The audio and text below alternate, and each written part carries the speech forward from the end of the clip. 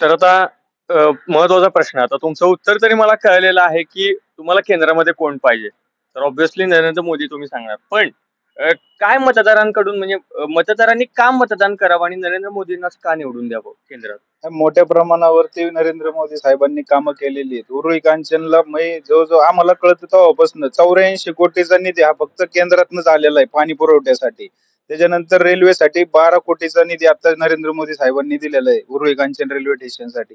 तसं कोल्हे आले मागच्या वेळेस निवडून, त्यावेळेस त्यांनी 3 नंबरच्या रेल्वे गेट आहे आपलं पूल आहे, त्याच्यापाशी नारळ फोडला की उड्डाण पूल करतो म्हणून पलीकडे जाण्यासाठी. तो फक्त नारळ गेली सत्ता गेली तरी त्यांचे 5 वर्ष संपले तरी त्याचं उद्घाटन फक्त करून गेले ते नारळ फोडून, त्याच्यानंतर काम पण नाही झालं.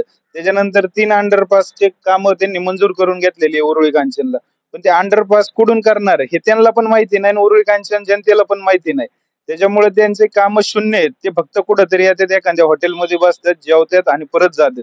आढळराव दादांची बरीचशी काम आहेत ते सत्तेत नसताना पण त्यांनी आता जवळजवळ 130 कोटीचं ह्याच्यातनं जिल्हा नियोजन मधनं मंजूर करून कामं दिलेली आहेत ते.